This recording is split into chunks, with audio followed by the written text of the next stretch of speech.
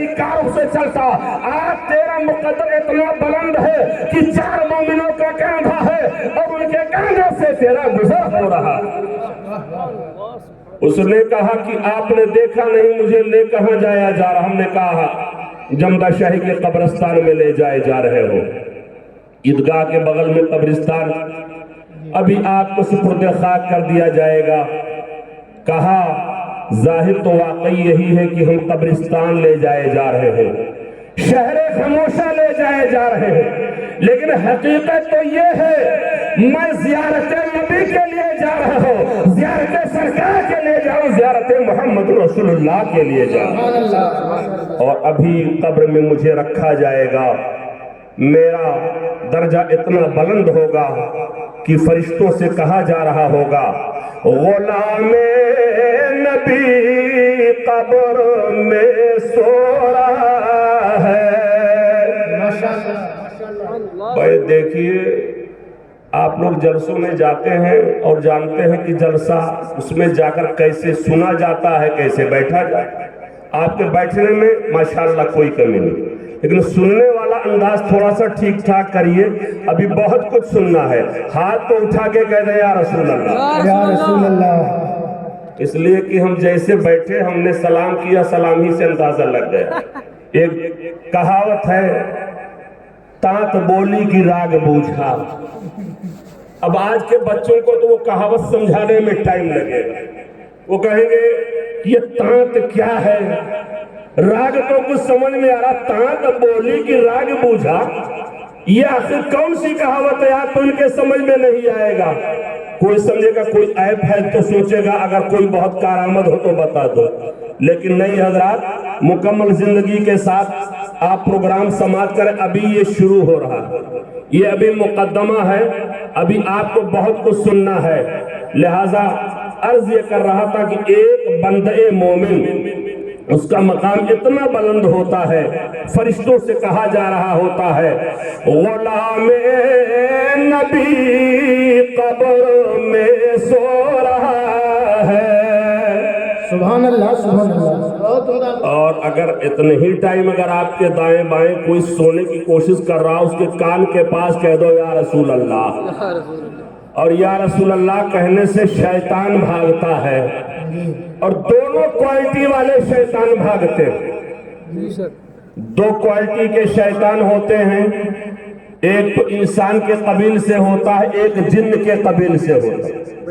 تو جن والا وہ تو ہم نے بھی کبھی نہیں دیکھا, ہاں انسان والا شیطان میں نے دیکھا ہے کہ یا رسول اللہ کے نعرے سے بھاگتا دکھائی پڑا.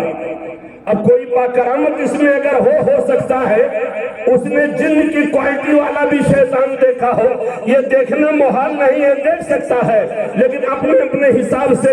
تو عرض یہ کر رہا تھا اگر ابھی 11 بھی نہیں بجے ہیں اور کسی پر کوئی اس طرح کا معاملہ ہو کہ سونے کی کوشش کر رہا ہو, تو میں آپ کو سونے کے ماحول میں تقریر نہیں سناؤں گا, آپ کو جگنے کے ماحول میں تقریر سناؤں گا. اور اب سے لے کر جب تک جلسہ چلے آپ ایسے ہی بیدار رہیے تاکہ لگے کہ واقعی آپ نبی کے دیوانے ہیں, غوث اعظم کے مستانے ہیں, خواجہ غریب نواز کے چاہنے والے ہیں, مبلغ اسلام کے متوالے ہیں. عرض یہ کر رہا تھا ایک بندے مومن کا مقام بڑا بلند و بالا ہو جاتا. تو حضرات ایک عام مومن کا مقام اتنا بلند ہے, تو اس شخصیت کا میں ذکر کرنے جا رہا ہوں کہ جو خالی مومن ہی نہیں, مومن کے ساتھ ساتھ ایک بہت بڑا علامہ ہے, ایک بہت بڑا عالم ہے, ایک زمانے کا مبلغ ہے. لاؤ دنیا کے مبلغین کو, لاؤ دنیا میں تبلیغ کرنے والوں کو, جو مبلغ اسلام کے برابر کی بات نہیں کرتا بلکہ ان کے قدموں کے برابر بھی ہو. لاؤ دنیا کو ایسا مبلغ. الحمدللہ حضور مبلغ اسلام علامہ شاہ عبد الغنی صدیقی میرٹھی نے پر رحمت ہو, ان کی ذات تو وہ ہے حضور اعلیٰ حضرت عظیم البرکت کنز الکرامت شہر بریلی شریف میں بیٹھ کر کے اردو میں لکھ رہے ہیں, عربی میں لکھ رہے ہیں, فارسی میں لکھ رہے ہیں. سوال اگر عربی میں آیا ہے تو جواب عربی میں دے رہے ہیں, سوال اگر فارسی میں آیا ہے جواب فارسی میں دے رہے ہیں. سوال جس زبان کا ہوتا تھا اسی زبان میں آپ جواب دیا کرتے تھے. وہ کوئی اور ادارہ نہیں تھا کہ اگر کسی اور زبان میں آ جائے تو کہہ دیا جائے یہاں کی زبان اردو ہی ہے، دوسری زبان میں جواب نہیں دیا جائے گا۔ نہیں، اعلیٰ حضرت سرکار کی کتابوں کو اٹھا کر کے دیکھیں، اٹھائیے فتاوی رضویہ، آپ نے سوال اردو میں ہے جواب اردو میں، سوال فارسی میں ہے جواب فارسی میں، سوال عربی میں جواب عربی میں، اور یہی نہیں، اگر سوال نثر میں ہے تو جواب نثر میں دیا ہے، سوال نثر میں ہے تو جواب نثر میں۔ سبحان اللہ سبحان اللہ، بہت عمدہ حضرت، ماشاءاللہ۔ سوال نظم میں ہے جواب نظم میں، سوال نثر میں ہے جواب نثر میں، جیسا سوال ویسا جواب۔ حضور اعلیٰ حضرت عظیم البرکت بیٹھ کر کے بانی شریف میں لکھ رہے ہیں، لیکن ذہن میں ایک کھٹک پیدا ہے، ذہن میں خیال آتا ہے، احمد رضا لکھ تو رہے ہو تمہاری آفاقی پیغام کو، تمہارے اس آفاقی پیغام کو دنیا کے کونے کونے میں کون لے جائے گا؟ تمہارے آفاقی پیغام کو دنیا کے چپے چپے میں کون لے جائے گا؟ جو لوگ اس زمانے میں رہے ہیں ان میں سے شاید اب کوئی بچا ہو، لیکن جو آج ہے ان سے آپ پوچھئے، یہ آج کا زمانہ نہیں تھا۔ آج آپ دیکھ رہے ہیں میڈیا کتنی ترقی پر ہے، آپ یہ دیکھ رہے ہیں کہ پروگرام یہاں چل رہا ہے، میں یقین کے ساتھ کہتا ہوں یہ پروگرام ساری دنیا میں سنا جا رہا ہے۔ یہ پہلے کا زمانہ نہیں ہے کہ 2-4 کلومیٹر تک لوگ نہیں سن پاتے تھے۔ حضرات اس زمانے میں میڈیا ترقی پر نہیں تھا، چاہے الیکٹرانک میڈیا ہو یا پرنٹ میڈیا ہو، میڈیا اتنے ترقی عروج پر نہیں تھا۔ ذہن میں اعلیٰ حضرت سرکار کے یہ بات پیدا ہوتی ہے، احمد رضا لکھ تو رہے ہو تمہارے پیغام کو ساری دنیا میں کون لے کر کے جائے گا؟ اس زمانے میں موبائل نہیں تھا، اس زمانے میں واٹس ایپ نہیں تھا، اس زمانے میں ٹویٹر نہیں تھا، اس زمانے میں ٹیلی گرام نہیں تھا، اس زمانے میں ای میل کا سسٹم نہیں تھا۔ حضرات تو جانتے ہو جب ذہن میں یہ بات آتی ہے خدا کی رحمتیں جواب دیتی ہیں۔ احمد رضا فکر نہ کرو، تمہارا یہ پیغام یہ خالی شہر بریلی شریف کے لیے نہیں ہے۔ اعلیٰ حضرت سرکار نے جو بریلی شریف میں محلہ سودا گران میں ٹوٹ کی چٹائی میں بیٹھ کر کے لکھا تھا، وہ پیغام خالی بریلی شریف کے لیے نہیں تھا، وہ اتر پردیشی کے لیے نہیں تھا، وہ خالی ہندوستان ہی کے لیے نہیں تھا، نہیں بلکہ ساری دنیا کے لیے پیغام تھا۔ تو ذہن میں ایک سوال پیدا ہو رہا تھا، احمد رضا تمہارے پیغام کو امریکہ کون لے جائے گا؟ افریقہ کے کالوں میں کون لے جائے گا؟ امریکہ کے گوروں میں کون لے جائے گا؟ ممباسا کون لے جائے گا؟ کینیا کون لے جائے گا؟ الجیریا کون لے جائے گا؟ مراکش کون لے جائے گا؟ انڈونیشیا کون لے جائے گا؟ آسٹریلیا کون لے جائے گا؟ خدا کی رحمتوں نے جواب دیا، مصطفیٰ کی عنایتوں نے جواب دیا، احمد رضا لکھتے رہو، لکھتے رہو، لکھتے رہو، ایک تمہارا روحانی فرزند اٹھے گا ہندوستان سے جس کا نام عبدالعلیم ہوگا، تمہارے پیغام کو ساری دنیا میں عام کر۔ سبحان اللہ، نعرہ تکبیر، نعرہ رسالت، مسلک اعلیٰ حضرت فیضان حضور مبلغ اسلام دارالعلوم علیمیہ جمدہ شاہی، بہت عمدہ حضرت، ماشاءاللہ۔ تمہارے پیغام کو ساری دنیا میں عام کر دے گا۔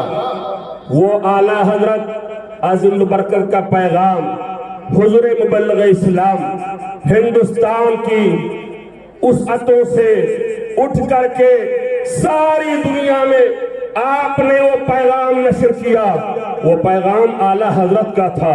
الحمدللہ اعلیٰ حضرت سرکار رضی اللہ عنہ کو پیغام حضور مبلغ اسلام پوری دنیا میں لے کر کے گئے۔ 55-56 ملکوں میں آپ نے اعلیٰ حضرت سرکار کے اس پیغام کو پہنچایا۔ وہ پیغام کون سا پیغام تھا؟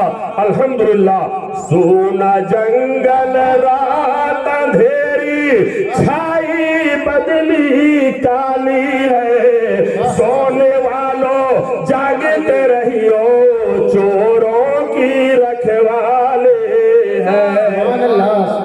آپ آگے کہتے ہیں یا رسول اللہ، سونا جنگل رات اندھیری چھائی بدلی کالی ہے، اور سونے والوں جاگتے رہیو چوروں کی رکھوالی۔